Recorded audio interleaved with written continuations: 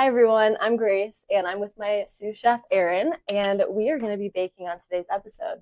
So you might not expect, magnesium die casting and baking to have much in common, but they're actually surprisingly similar. So first, every good recipe starts with the right pan.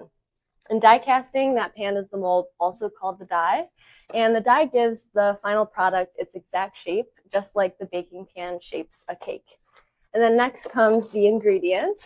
So instead of cake batter, we use molten magnesium. And magnesium is lightweight, strong, and perfect for creating high performance parts. And from here's where things get a little bit different. Instead of pouring cake batter, we are injecting molten magnesium into the die at very high velocity and high pressure. That gives us very detailed and consistent parts. And after cooling, we get the finished product. In this case, a very nice cake. Lightweight and component ready for real world use.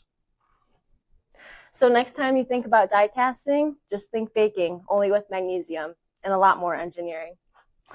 All right. Remember, magnesium is lightweight and lightweight is great. On the Magnesium Minute.